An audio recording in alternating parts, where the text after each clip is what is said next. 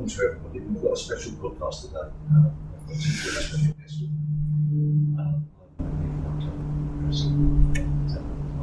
I'm here to talk about a relative book that we've looked just about, which highlighting chronically as well as chronically the last 150 years of Muckamore Cricket Club. So these two guys have been part of the big part of this book, and they're here to talk about it. So welcome to Nutt. How are you guys? Yeah, great. Yeah, good. Looking forward to talking about the book. Yeah, it's good. I know it's caused great excitement throughout the club for the last maybe 6 months, 8 months, something like that. And I know you've been hard in secret committee meetings and really sort of overtired if you actually see anything. You've gone missing and never seen again if it's in the book before it's come out. But we're here to talk about it. So I don't know much about it, obviously, because it's been such a secret. So can you tell us much about it? Well, at least a few snippets about it. Yes. Obviously, we want people to explore the book and to name and buy the book. Before we start on the book, could I just thank you and your team for setting this podcast? It's been a great favour for marketing the club to a wider audience, throughout the world, in fact, and also for getting messages internally across our own membership. But let's go back to the book. It's been 150 years to get through here in the next half hour. The concept of the book arose really from the fact that you might find it surprising, but back in our centenary year in 1974, I was actually on the executive committee at that stage, and I remember the excitement and the interest generated by the book we produced at that stage. And so the 9GM 3 years ago, I was sitting beside Simon Thompson, and memories of that centenary year were brought up in relation to the fact our 150 was approaching. So I casually said to Simon, we must do something, let's produce a book. And Simon, to his credit, within a fortnight had a little team put together. And very quickly realised this was something way beyond our scope and capacity. So Simon probably made one of the wisest decisions he's made in his time at the club. But I said, I know the very man to actually get this book up to the standard and level of production we want. So the gentleman sitting beside me, Michael Nutt, was brought on board. And I can also say, Michael, without your help, influence and guidance, we would never produce the quality production you just now. I'm not sure that's true ever. To the members. Well, actually, the thing that made me laugh is that obviously I've known Michael before, and I had no connection to the club with Michael because I've been taking pictures of Michael playing bowls at Old Beach for years now. So when he appeared, I thought, something's going on here, I don't know quite know what's going on. So, but yeah, I know everyone's really focused on Michael. Thanks a lot for helping us do this. It's No problem, Dave. All I was the difficult one to place in the photo every time. All right. You're too much everybody else. Yeah, so I think we've got a picture of the. Is it up the cover of the picture there, Jason? How about the book? From Mill to Molina and more, the threads that binds us. Who thought of that? I think it was a collective decision eventually, but surprisingly enough, it was one of the things that took us a long time to sort out. Yeah, because there were so many options thrown on the table the first time we thought about it. Yeah. The design guy had told us right at the start one of the more difficult things to get right is the cover. Mm-hmm. And we got the cover more or less the way we wanted it, and then suddenly, we need a title that really works here. So, because once it's on, that's it, isn't it? Of course, yes. Yeah, of course. So we ended up collectively with this title, and I think we're very happy with it. So what we're looking at is the old mill, I guess. We're looking at the old mill, and we're looking at one of the more important teams in the history of the club. This was the 1923 team that won the Junior Cup for the first time. Right. Not the first trophy that the club won, but probably one of the landmark trophies that they won in the early years. And obviously we wanted to reference the origin of the club, which also comes to the mill and yes. born out of the mill, and then obviously we wanted to reference the location as well, because everybody associates Muckamore Cricket Club with Molina. It may not have started here, but Molina is the reason why so many people look forward to coming to Muckamore and playing cricket at Muckamore and spending happy memories.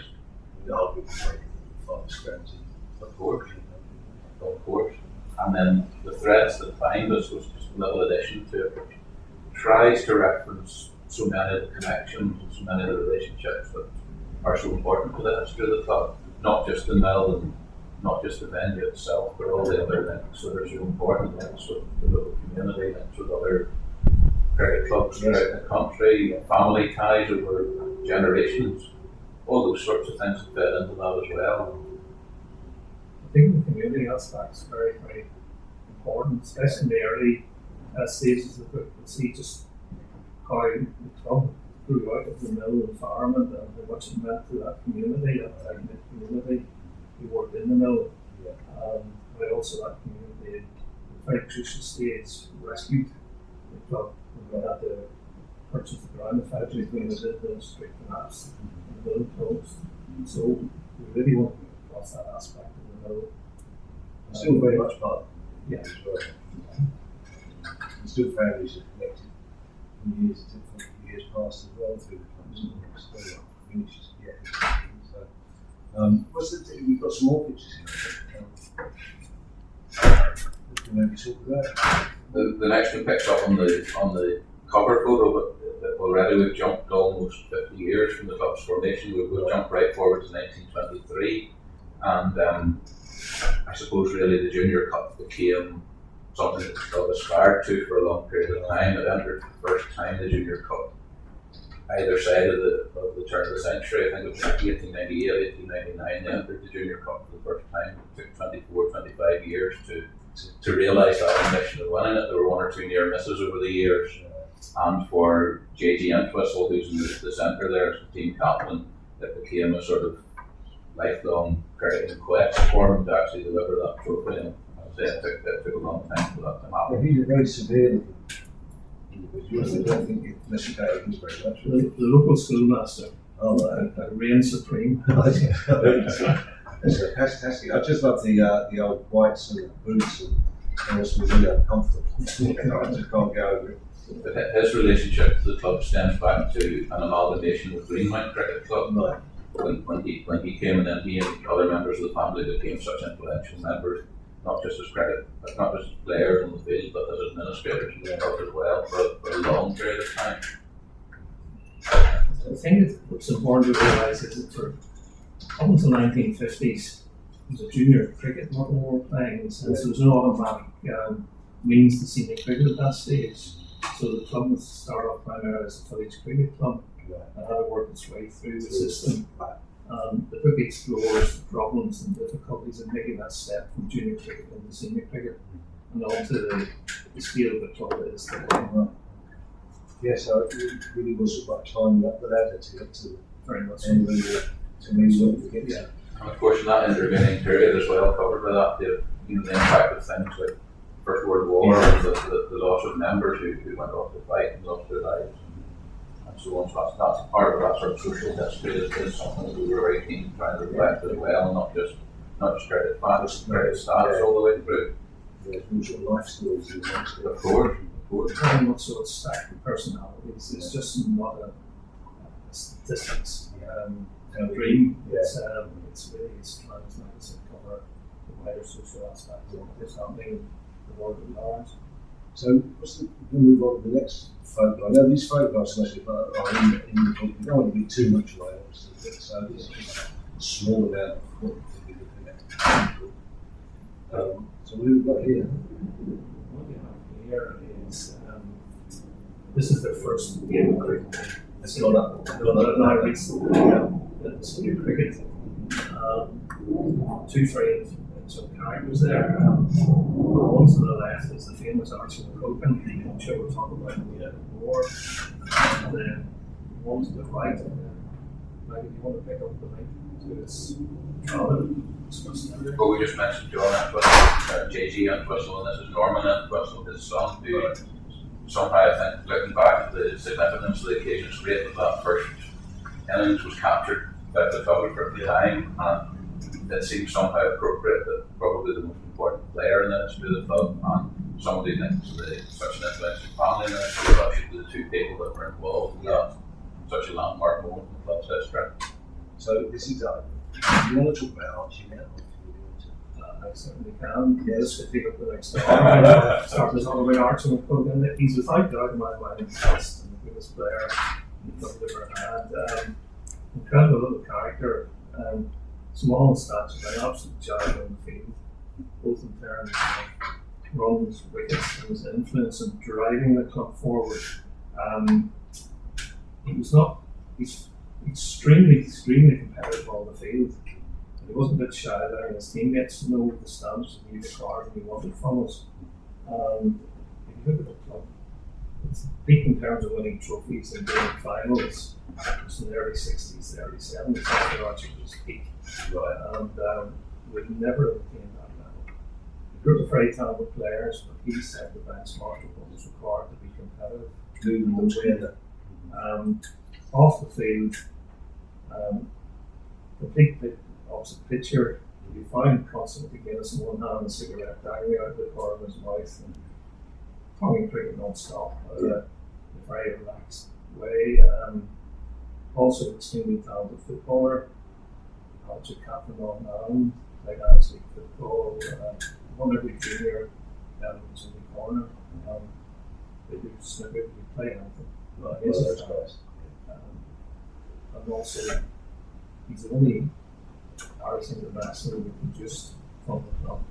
He played for Ireland 9 times at a time that international matches were not as frequent as often as they are today. He played against the West Indies, Australia, and scored 58 runs in his last match. I could go on, there's much more I could say about him. But the stats and performances are all wonderful. I can remember years ago when I was my father to watch Muckamore Cricket. Probably towards the end of Archie's career, but one of the things that he looked forward to was seeing Archie play. Yes, of course, looking back on it, he had a great influence in the team. Looking back on it as well, he had a real psychological hold in the opposition as well. Just the very knowledge that it was Archie was delivering the ball seemed to have an impact on the opposition as well. Oh, very good. Good on Archie, actually. Enjoy reading about him and his exploits, I guess. Who's the next one? The next one, Dave, is the only occasion in the history of the club where Muckamore won the NCU Senior Challenge Cup in 1963. Archie was a member of that as well, but Ivor's probably better placed to go through some of the details of this, but that's a landmark one again. I might have things actually now, but I was a young teenager when this happened, and I remember here at all I making our way home and watch the match, and this is we're relatively just in the senior cricket at this stage, so we would not been favourites by any manner of means to win this trophy. It was a very young team at that time, but had some outstanding players in it, and my memory of it is actually living in Muckamore Village. Came brought back. It was passed from house to house. We used to sit in the gardens, front gardens in the houses, and with all their photographs taken with it. The scorecard and all the details are in the book. The reference Archie really about his performance in that match, his runs and his wickets. It's an impressive trophy, isn't it? It's a fabulous trophy, and I think it's beautifully covered in the book, both in terms of the wording, newspaper, photographs. Very happy childhood memories of that large trophy sitting in my front garden. Yeah. Is that the old pavilion? That is the old Victorian pavilion behind. One of the other interesting connections to make with that, Dave, is that it's only a year before that the very future of the club was in jeopardy for a while, because it was in the early 60s that the York Street Blackstone came into administration, and suddenly the future of the club and the availability of the ground and so on was in jeopardy. And as I referenced earlier on, it took a real community effort just to bring the club together and to hold it together at that stage. And maybe it's no coincidence that a year later the sort of euphoria of the club being able to survive fed into this performance. Help in the trophy hunt. Well, who knows? Yeah, it certainly was a great lift, because I can remember in the back home in the middle and explaining when the mill was closing. Right. Actually, everyone in the mill was in the village was dependent on the mill. And some of their face, the community's face on the private ground. Not a lot of money around, but they did it. So also the value of the club to that community and the importance of the club to that. How many teams did the club have at that time? There are 2 teams to that. I mean, it's not a big club in terms of what it is today at all, is it? That was probably one of the other knock-on effects of that team, because it was the very following year, 64, that the third 11 was introduced as well. So the level of interest generated, I suppose, by such a notable win. Yeah. If we can, Dave, I would maybe want to pick up on that photo to mention somebody who maybe isn't in whites there, but was a very key member of that team and that group at the time, who was Peter Campbell. Yeah, second from the left in the front row is Peter Campbell. Peter was scored for the first 11 for many years, but that's really doing him the service. He was Muckamore's build friend though.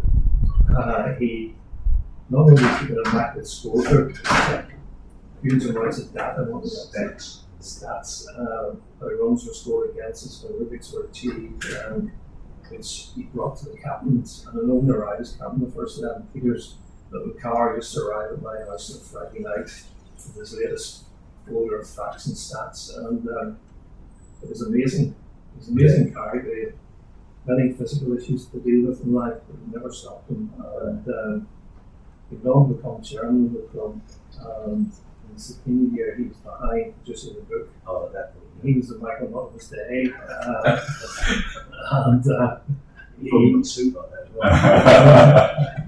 well. but good man. He also for a period of time was our PRO, and we used to look forward to his reports in the garden every week. Yeah, the arts he didn't miss. You were weren't performing at the level of art.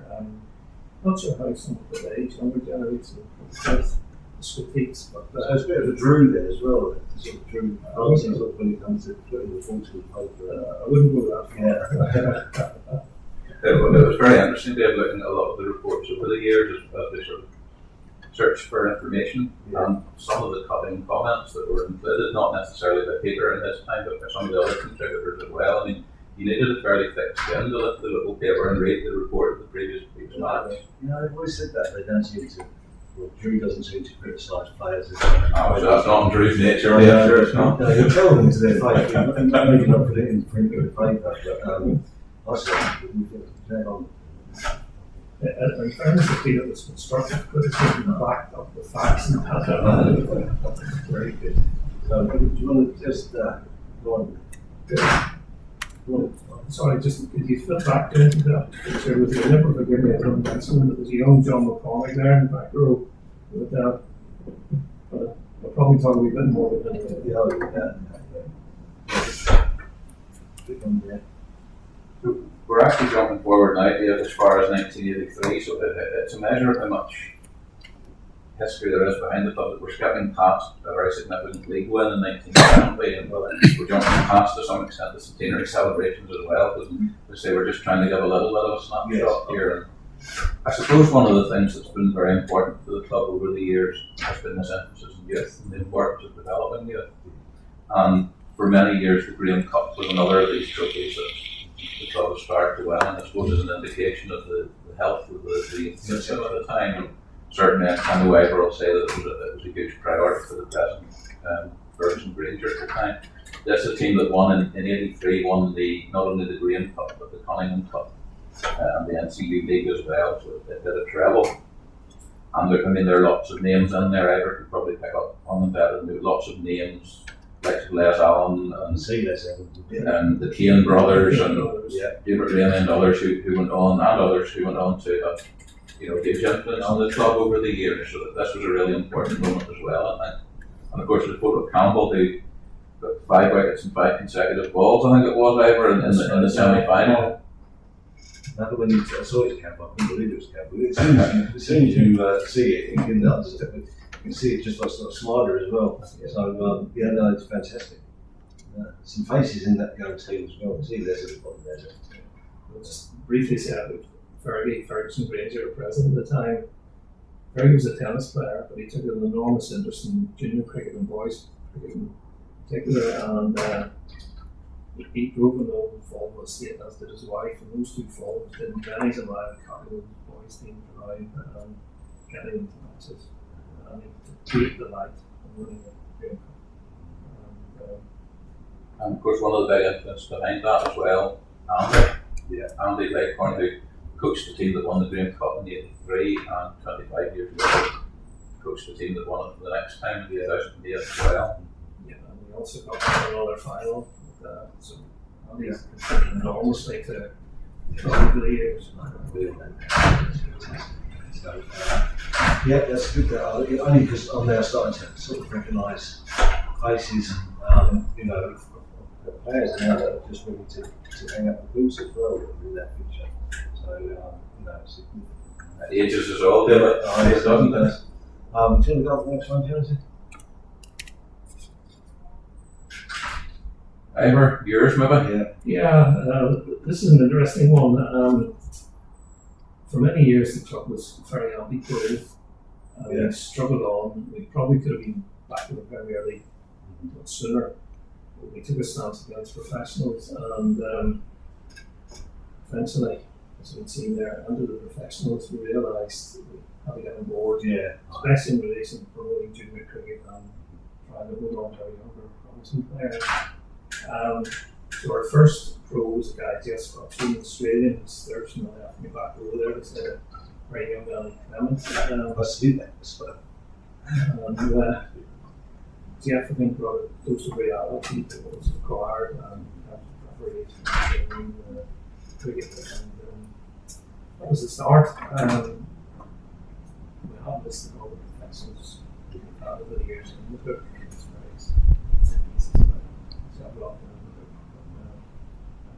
There's also come out some papers relating to our stance against pros. And they could have seen being.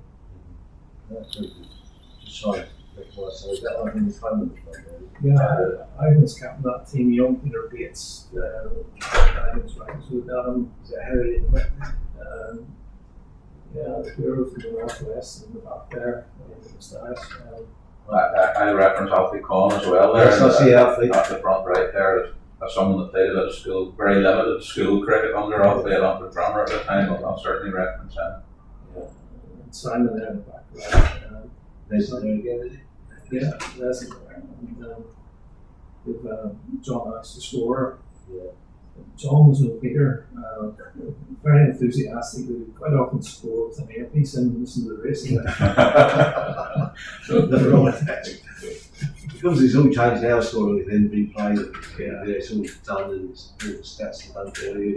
We'll get the shots, how they got out and everything. None of this guys, you know, taking record of every single thing in it. Those days are over. It's incredible. One of the things to look out for in the early stages of the book as well, a couple of scorecards from the very early years. It's fascinating just to see the detail of the scorecard and some of the names and characters that were involved at that stage as well. Sorry, just speaking of scores, there's a little section on the scorers and their importance as the umpires. Yeah, no, just. That next one, Jonesy. And this is obviously 2014, 2019, the Bluebells come into it. Yeah, so first of all, this gives you the idea of the setup of the book as well. Each chapter starts with a chapter heading, a period of time that we had identified as being significant, and then maybe a little quote just as a taster of what's to come in the chapter.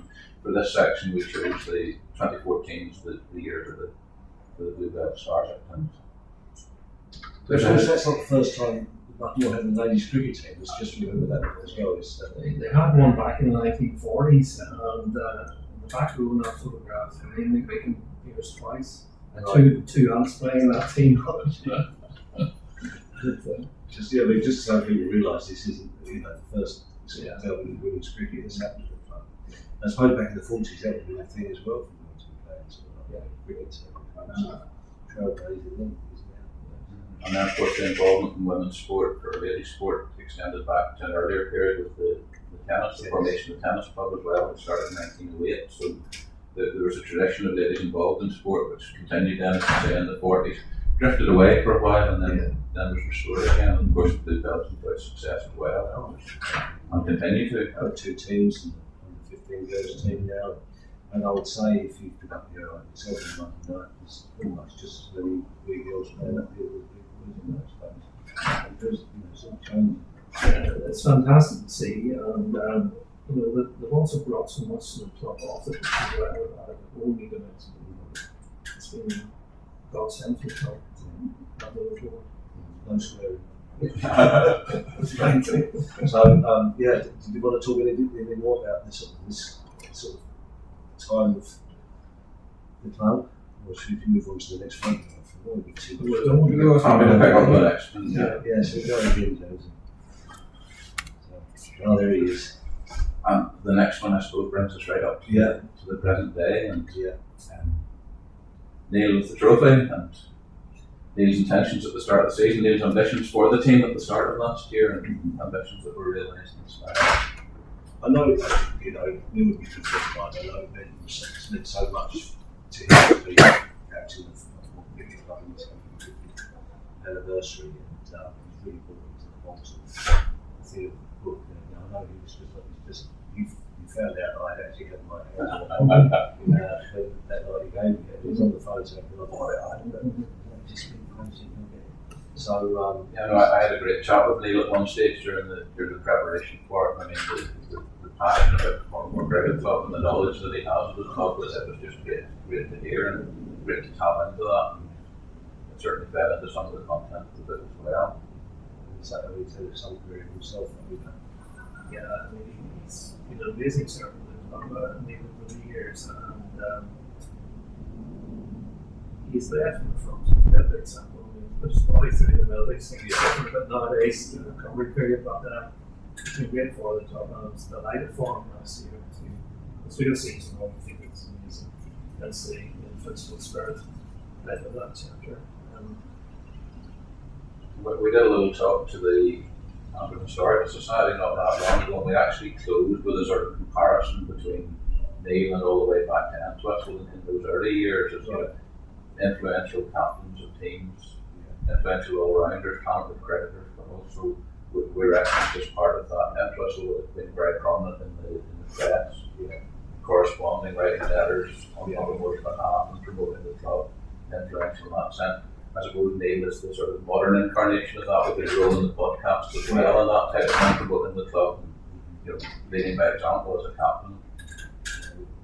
I just know he's been all over this book ever since we know it's going to happen. He's like, I can't wait. So he knows. I'm surprised he hasn't come round and knocked on the door today and took my Well, there's an awful lot of photographs of Neil Gill sitting with a trophy in the front, in the front row, so he appears. I know frequently. Yeah. So really, this is took you sort of 8 months to do? No, it's taken several years. Yeah, go back as far as time. Several years in the making, and I know I emphasise Michael there, but it's a real team effort in many ways that Drew Fancy, Jim Hall, and Simon Thompson.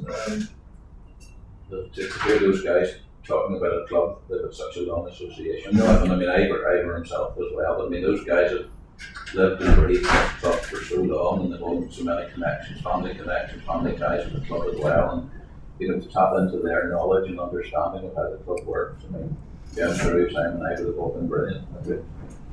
This got a trust in me as I should call myself an outsider or not, because I have a long-standing attachment to the club as well, and always followed his fortunes with interest, but to this, the trust in me to come into that team and help to put the whole thing together, I really appreciate it. It's been a wonderful experience for me as well to do it.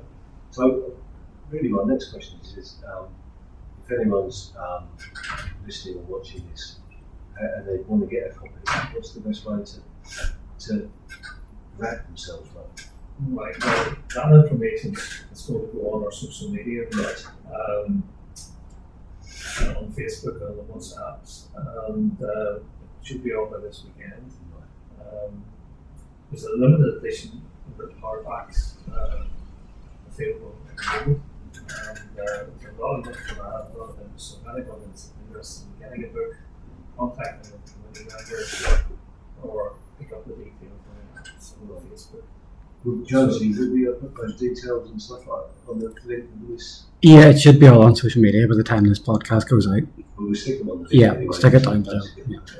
It's our intention to make sure our current members and immediate pass members get first dibs at it. Yeah. But there is interesting a wider market obviously because of the historical and the social aspect. Yeah. But when we're after winning on the first ball, then sometime in the near future, it's off back and okay, we'll for now. Yeah. Just A a little lot bit this I'm brilliant. I would suggest anyone, from what I just obviously just picked the book up and we had probably a day and flipped through it basically. But just while I was waiting, I think if I'd started reading it, I think we would have put it down for like 10 o'clock at night and I've got to here till 3 in the morning, so I'm just putting it down and wait for Sunday morning or something to read through it and just enjoy it. It's just fantastic. Listen, I'm sure that the whole club thanks you for the effort, time, everything else that's gone in. I'm sure there were some moments that you thought, what the hell, it was a good idea at the time if you hadn't looked at it and started it. I'm sure there's times that you felt that, but you've seen it through and it's fantastic. It's just it's just brilliant to have for so many different reasons. People are going to really enjoy it, see their names in there and realise they're part of this club's history. It's definitely worthwhile to hopefully it will be well received and hopefully people, especially all the folk that we talked about, who share ideas and memories with us, hopefully they'll look up and think that we've done justice to those memories as well. And I'm sure you could have made it sort of that thing. Really on the last straps, what was in all state out. I was quite gallery. That's why I was great for Michael came in. A few strong little characters out there. Michael brilliantly loaded all together and it's extracted what was really important in the timeline of the club. As president, I'm delighted. You know, I've been filling a record of 15 years. I can retire gracefully, peacefully at the end of the year, knowing that it's it's done. But it's just, there's always a couple of years you do second edition, maybe we've had a bit more to it. You might be better looking towards Ivor than me for that one. Well, there's 174 pages there of 100 photographs, so I think that's it for now.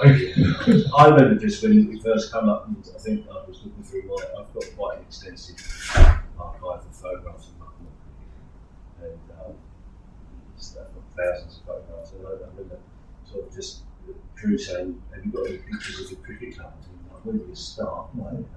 So it's just so I started drawing them up and getting them up. And there's thousands, and you think, so I don't know how you do it.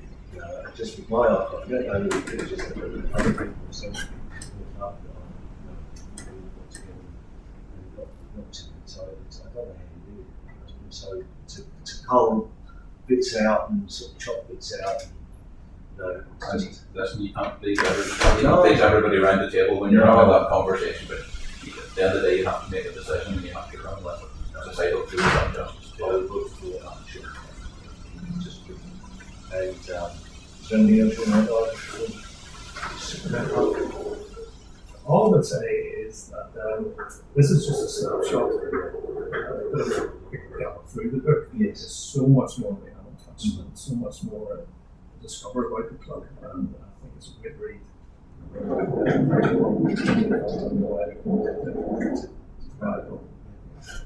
This is nice. Michael, thanks for coming and joining us here, joining in with this podcast. It's a real different podcast. I've enjoyed it, listening to the stories and stuff like that. I can't wait to it. I'm sure Jones, you will say it, don't you? Yeah, can't wait. Yeah, so listen, thanks to them. The effort you put into it is fantastic, Michael. Thank you. Yeah, just really looking forward to it. Listen, guys, if there's copies left, get yourself a copy. And we'll put the link on our socials and find out how to get one.